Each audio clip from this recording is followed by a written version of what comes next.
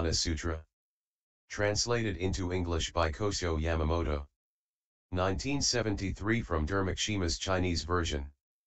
Chapter 37, on Bodhisattva Lion's Roar. Then the six masters became jealous and all gathered at the place of King Prasenajit and said, O great king! Your land is clean and quiet all around and is really the place where renunciate people can live well. Because of this, we have all come here. O great king! Do away with right law. What is not conducive to the good of the people? Sramana Gautama is still young and unripe immature. Having not yet learned much, he has nothing to give. Now, in this country live many elders and virtuous persons, who, boasting of the Kshatriya caste, do not know how to pay homage. The king must govern the land through law, the world fleeing i.e. religious seekers, mendicants must look up to virtue. Listen well, O great king! Sramana Gautama is not one truly of a Kshatriya family.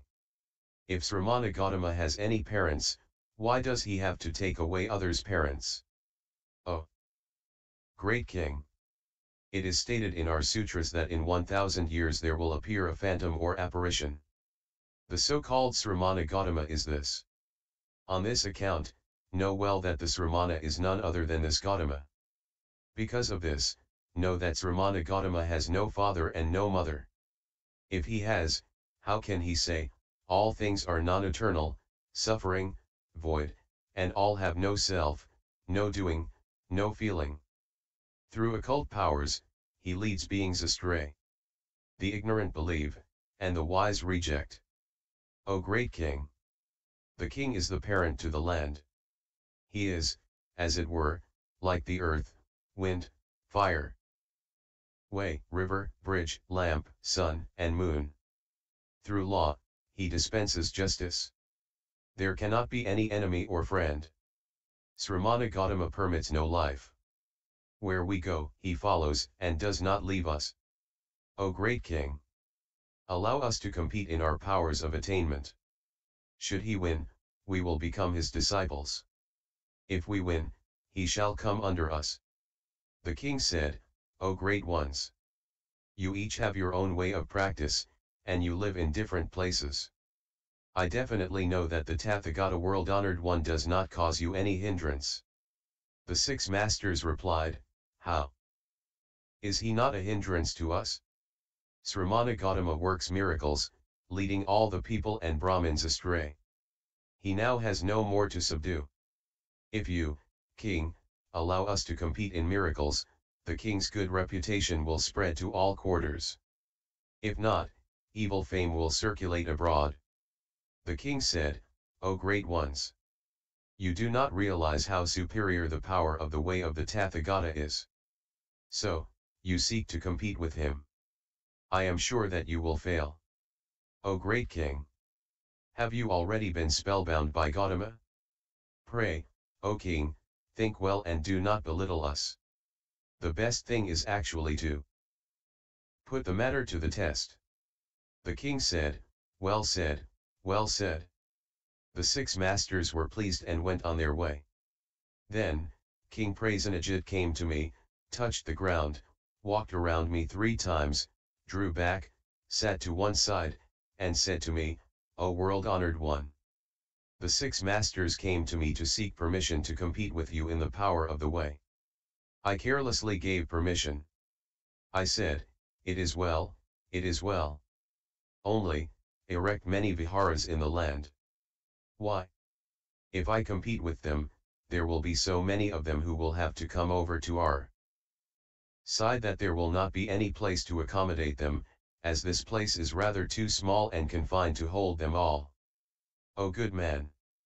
I, at that time, displayed a great many miracles, for the good of the six masters, from the 1st to the 15th day. Then, an innumerable number of beings gained faith in the 3 treasures and had no doubt. The number of followers of the six masters who did away with distorted minds and took refuge in wonderful Dharma was countless. An innumerable number of people gained the unretrogressive Bodhi mind. An innumerable number of people gained dharnis and samadhi. An innumerable number of beings attained the fruition of arhatship, rising up from the level of Srotapanna. Then, the six masters repented, felt downcast, and together they went to Sakata and made people believe in twisted ways of life. They said, Sramana Gautama teaches what is empty. O good man! I, at that time, was in Trayastrimsa heaven and was living the life of Varsika under the shade of the Parijata tree, delivering a sermon to my mother. Then, the six masters were greatly pleased and said, O good! The miracles of Gautama have ceased. Also, due to their teaching, an innumerable number of beings, wrong views on life increased and spread. Then, Bimbisara, Prasenajit, and the four classes of the Sangha said to Maudgalyayana, O virtuous one! Twisted views fill this Jambudvipa. The people are miserable who must be wending their way towards great gloom. Please, O you virtuous one! Go to heaven, fall upon the ground, pay homage and convey our words to the world-honored one, just as the newly born calf will surely die if milk is not given, so do things stand with us beings. Have pity on us beings, O Tathagata, and come back down to us. Then, Maudgalyayana answered their prayer, and as swiftly as a strong man can bend and stretch out his arm, he came up to heaven and said to me, the Buddha, all the four classes of the Buddhist Sangha look up to the Tathagata and desire to hear directly from you a sermon on Dharma. Bimbisara, Prasenajit, and the four classes of the Sangha are all falling to the ground, paying homage, and saying, the beings of this Jambudvipa are twisted in their views, and this is increasing all the more. They are walking in great gloom. This is a great pity. This is similar to a newborn calf who is sure to die if no milk is given him. It is the same with us. For the sake of all us beings, condescend, O Tathagata, to come down to Jambudvipa and live. I, the Buddha, said to Maudgalyayana, hurry to Jambudvipa and tell all the kings and the four classes of people of the Buddhist Sangha that in 7 days I shall be back. For the good of the six masters, I shall come to Sakata. 7 days later, I, the Buddha, surrounded by Sakrodavendra, Brahma, Mara, and an innumerable number of heavenly beings and all the heavenly ones who were gathered together in Sudavesa heaven, came to the castle of Sakata and let out a lion's roar, declaring, only in my doctrine can there be Sramanas and Brahmins. All things are non-eternal and with no self. Nirvana is quiet and is removed from wrongs and worries. In other teachings, people may say that they have Sramanas and Brahmins and that these are the eternal, the self, and Nirvana. But such can never be.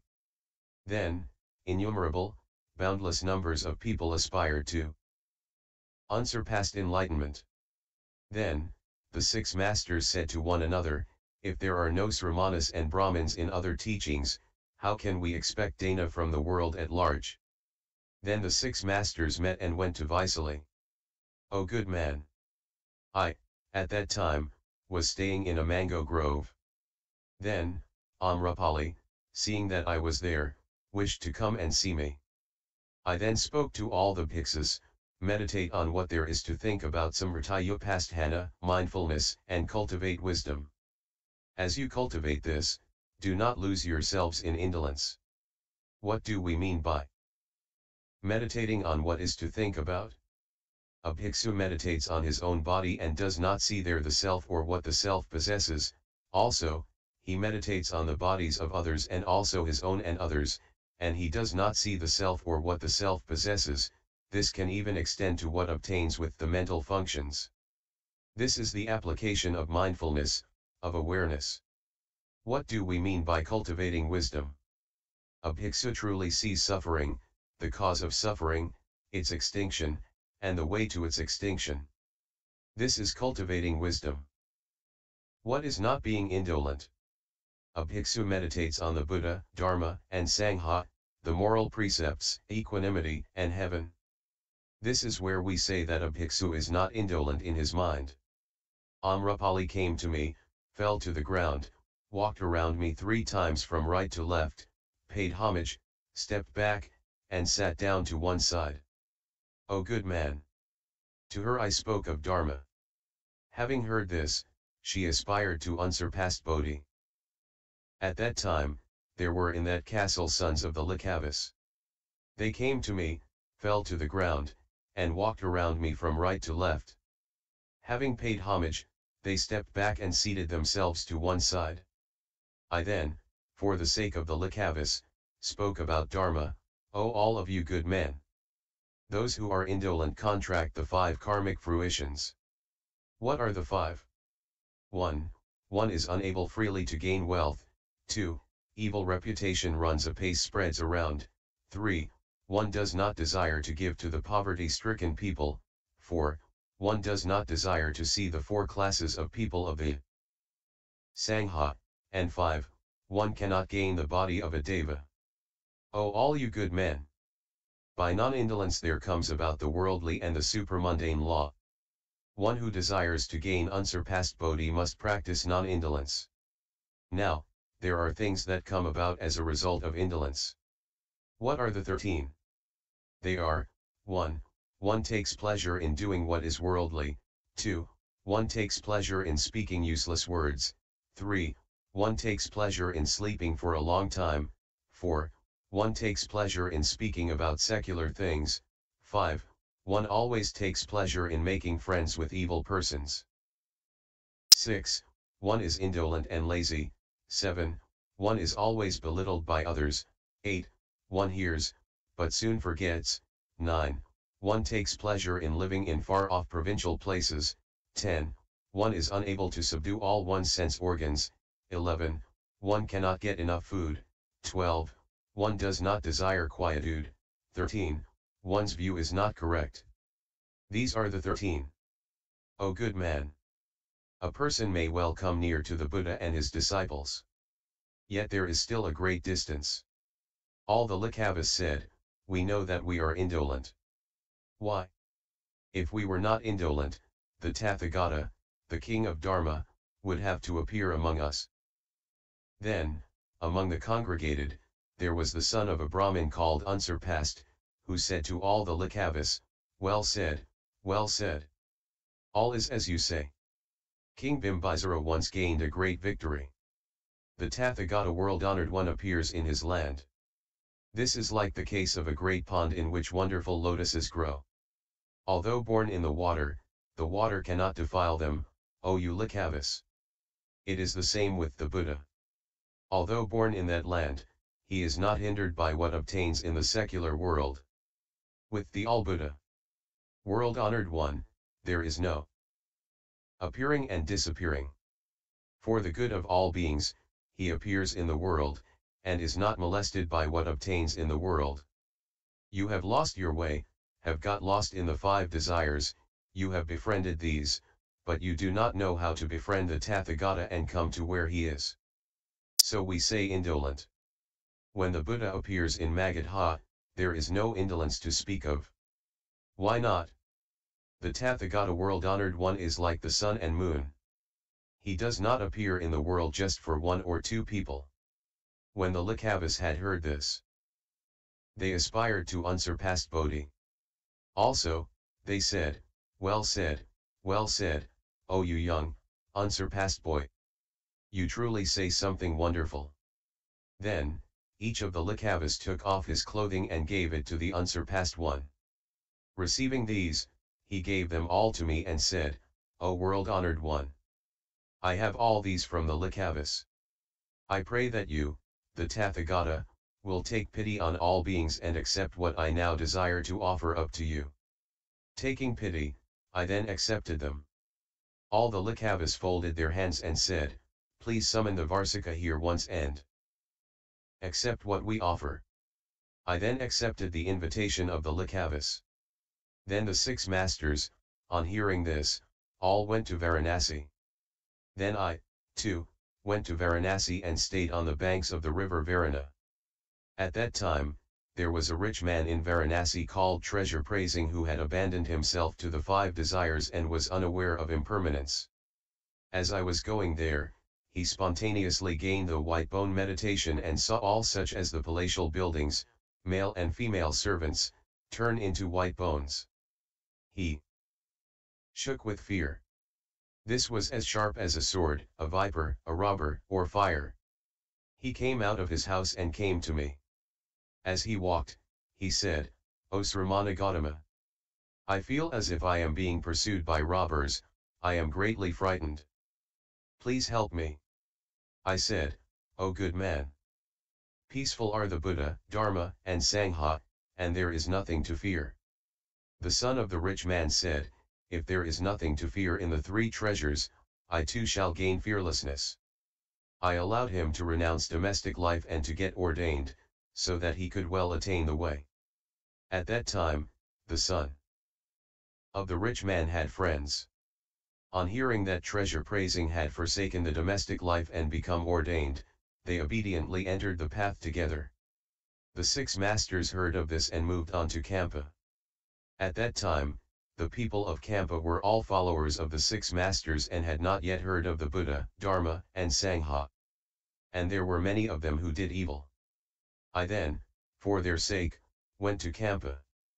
At that time, a rich man, who had no son to succeed him, lived in the castle. Following the six masters, he sought a son. Not long after that, his wife became pregnant. The rich man, on being told of this fact, went to the six masters and spoke of it, greatly pleased, "My wife will bear a child. Is it a boy or girl?" The six masters answered, "It will surely be a girl." On hearing this, the man was sad. Then a wise man came to him and said, "Why are you worried?" The rich man said, "My wife will bear a child. I did not know if the child to be born would be a boy or girl. So I asked the six masters, who said, 'If what I see is true, the child must be a girl.' Hearing this, I thought to myself, I am old and am unspeakably rich. If the child is not a boy, I will have no one to give my wealth to. That is why I am worried." The wise man said, "You are dull-witted. Do you not know whose disciples the brothers Uravalvakasyapaz are? Are they the disciples of the Buddha or of the six masters? If the six masters are omniscient, why should the Kasyapas abandon them and become the disciples of the Buddha? Also, are not Saraputra, Maudgalyayana, all the kings, Bimbisara, and all the royal consorts and Malika, and all the rich men of all states like Sudatta, the disciples of the Buddha? Were not all the demons of the wildernesses, the intoxicated elephant, whose duty it was to guard the property of Ajatasattu, and Angulimala, who, gripped by an evil state of mind, meant to harm his own mother, not all subdued by the Tathagata? O rich man! The Tathagata-World-Honoured One is unimpeded in wisdom. That is why we say Buddha. There is no double tongue in what he says. Hence, Tathagata. As he is cut off from defilement, he is called Arhat. The World-Honoured One does not speak in two ways. It is otherwise with the six masters. How can we believe them? The Tathagata is staying close by here. If you desire to know, go and see the Buddha. Then, the rich man came to me with this man.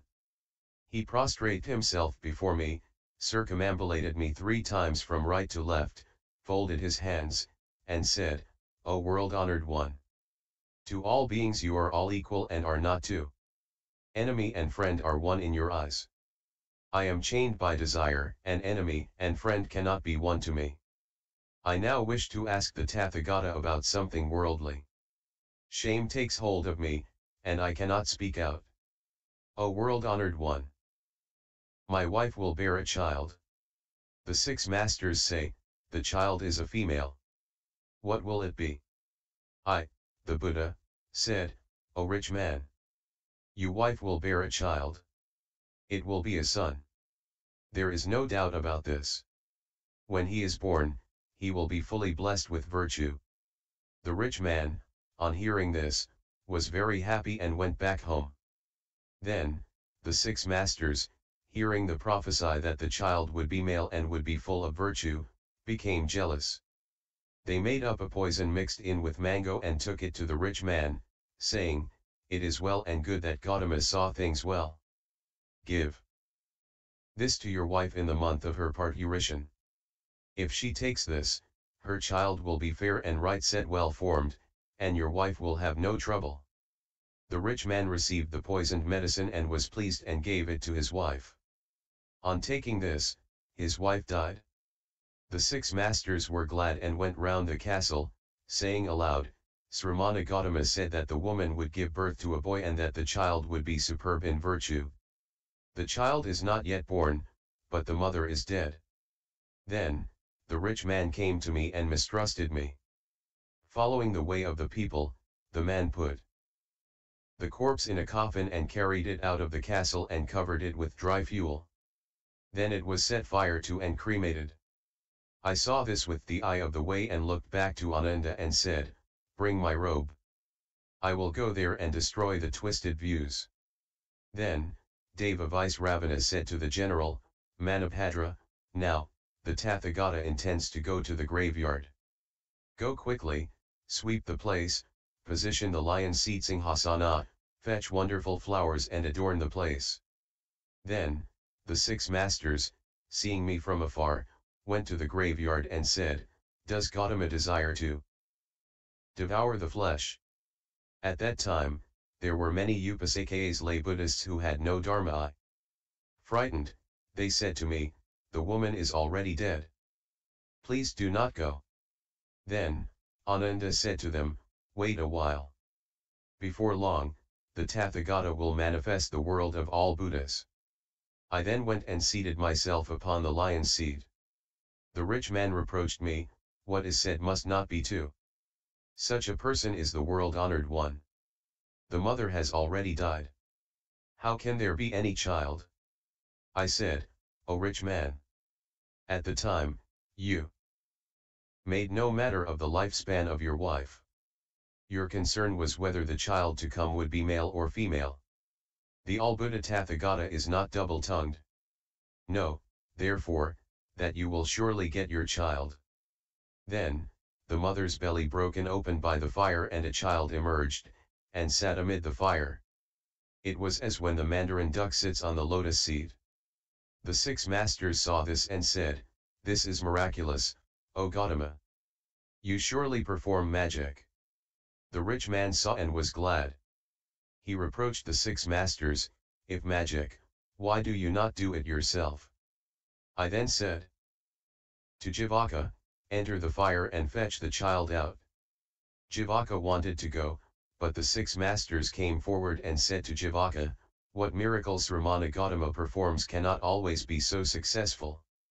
There will be successes and failures. When it does not succeed, you will have to suffer harm yourself. How can you believe in his word? Jivaka answered, The Tathagata enables me to enter Avicii hell. The fire cannot burn me. How could it burn me when it merely concerns the fire of the world? Then Jivaka stepped forward into the fire. It was as if he were entering the cool water of a great river. Holding the child, he came back and handed it over to me. I then took the child and said to the rich man, The lifespan of all beings is not fixed. It is like water foam.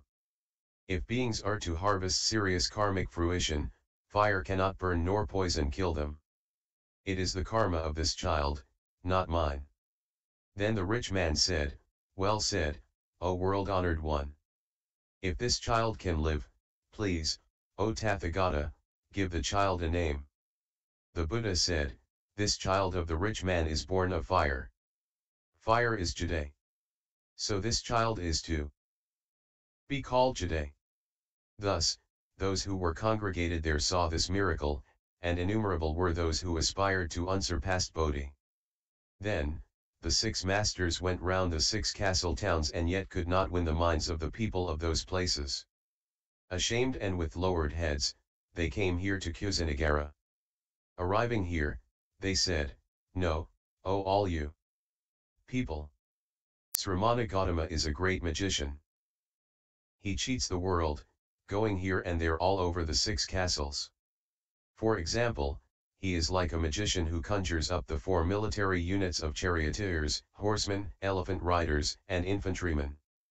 Also, he calls forth such things as various necklaces, castles, palaces, rivers, ponds, and trees. That is how things are with Sramana Gautama. He presents himself as a king. For the purpose of sermons, he becomes a Sramana, a Brahmin, a male, a female, a small body, a big body, or an animal, or demon. Or, at one time he speaks of impermanence, and at another of permanence. At one time he speaks of suffering, at another of bliss. At one time he speaks of the self, and at another of selflessness. Or he speaks of purity, and at another time of impurity. At one time, he speaks of is, and at another, he speaks of not is. As whatever is done is false, we say phantom. For example, by the sun and following the sun, a person gains fruition. So do things obtain with Sramana Gautama. He has come from Maya, who is a phantom. He cannot be other than such a sun. Gautama has no true knowledge.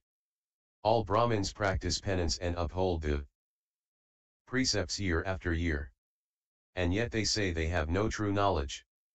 And Gautama is young and is less in learning and has not yet practiced penance. How can it be that there is true knowing here? Even 7 years of penance are not enough to call forth much results. As against this, it is even less than 6 years. The ignorant with no wisdom believe in his teaching. This is like the case of a great magician who greatly cheats the ignorant. It is the same with Sramana Gautama. O good man! Thus the 6 masters spread many false words amongst the people of this castle town. O good man! Seeing this, I took pity, and with my miraculous powers I called in all the Bodhisattvas of the 10 directions into this forest, who filled the place and surrounded me in an area yojanas in extent, and I here gave forth a lion's roar. O good man! When speaking in a place where there is no one to hear, we do not say lion's roar. When speaking in a congregation of the learned, we truly can say lion's roar. That is to say that all things are non-eternal, suffering, non-self, and non-pure, and that only the Tathagata is the eternal, bliss, the self, and the pure. Then the 6 masters again said, if Gautama has his self, we too have it. The self alluded to is none other than seeing. O Gautama! One sees a thing that confronts one. The case of the self is the same. What confronts one is the I and the seeing is the self. The Buddha said to the 6 masters, if seeing is the self, you are wrong. Why? You take up the analogy of an object and say that we see by it. Now, man uses together the 6 sense organs to one object. If there surely is the self and we see unfailingly by means of the I, why is it that we do not cognize all objects with that one sense organ? If one does not meet with the 6 sense fields, know that there is no self to talk of. If things are thus with the sense organ of sight, there will be no change even if years pass and the sense organs become ripened. As man and object are different, one sees one's own self and the other. If it is thus with the sense organ of sight, there must be the seeing of one's own self and the other at one and the same time. If not seen, how can we say that there is the self? The 6 masters said, O Gautama! If there is no self, who sees? The Buddha said, there are the thing, brightness light, the mind, and the I. Thus, the 4 conjoin and we see. In these, truth to tell, there is none that sees and none that feels. Beings are upside down and say that there is one who sees and feels. Thus all beings are upside down in their seeing, and all Buddhas and Bodhisattvas are true in seeing things. O you 6 masters! You may say that matter is self. But this is not so. Why not? Matter is not the self. If matter were the self, there could not be any ugly or weakened form. Why not? And why is it that there are the differences of the 4 castes? Why is it that there is none but one kind of Brahmin? Why is it that people belong to the other castes and do not have unrestrictedness? Why is it that there are deficiencies in the sense organs and that life is not perfect?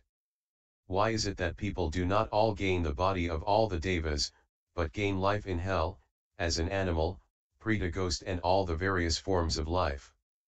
If one cannot do as one wills, know that this indicates that assuredly no self is there. As there is no self, we speak of the non-eternal. As it is non-eternal, we have suffering. Because of suffering, it is empty. As it is empty, it is upside down. Being upside down, all beings repeat birth and death. The same applies to feeling, sensation, volition, and consciousness. O you six masters! The Tathagata-World-Honoured One is segregated from the bondage of matter down to the bondage of consciousness. Hence, we say the eternal, bliss, the self, and the pure. Also, next. Matter is based on causal relations. What is based on causal relations has no self. Non-self is suffering and empty. The body of the Tathagata is not based on causal relations. Because there are no causal relations, we say that there is the self. The self is the eternal, bliss, self, and the pure. The six masters said, O Gautama, matter is non-self. And down to consciousness, there is no self. The self fills everywhere. It is like space. The Buddha said, if it fills everywhere, we cannot say that we do not see it from the very beginning. If it is not seen from the very start, we may know that this seeing is what originally was not is now. If it is what originally was not but is now, this is the non-eternal. If it is non-eternal, how can one say that it fills everywhere? If it fills everywhere and exists, there must be one body in the five realms. If there is one body that can be represented, there must be that which comes about as one result. If one result comes about, how can we say that people gain life as humans or as gods? You say that it fills everywhere. Is it one or many? If the self is one, there cannot be any father and son, any enemy and friend, or a neutral person. If the self is many, all the five sense organs man possesses must be all equal. The same applies to karma and wisdom. If things obtain thus, how can we say that there can be those whose sense organs are perfect or imperfect, that there are actions that are good and evil, and that there is the difference of dullness and intellectuality? O Gautama, the self of all beings knows no boundary line. Dharma and non-dharma each has its part to play. If beings act according to dharma, they will gain good forms, if not, evil forms will come about. For this reason, it cannot be other than that the karmic results vary. The Buddha said, O you six masters!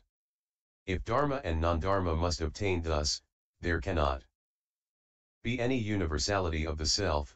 If there is universality of the self, it will extend all over. If it is so, then even those who practice good must also have parts that are evil, and those who do evil must also have what is good. If not, how can we speak of universality? O Gautama, for example, we have in a room 1,000 lamps placed there, and each lamp is bright, not obstructing the others. It is the same with all beings. The practicing of good and the performing of evil do not get mixed up. You say that the self is like a lamp. But this is not so. Why not? The brightness of a lamp arises from causal relations. If the lamp is large, the brightness, too, becomes great. It is not like this with the self of the being. The brightness of the lamp arises out of the lamp and stays in other places. The self of the being arises out of the body, but cannot stay in other places. The light of the lamp dwells with the gloom. Why? When one puts a lamp into a dark room, the brightness is not much to talk of. When there are many lamps, we have brightness. If the first lamp dispels the gloom, we do not need any further lamps to dispel the gloom. If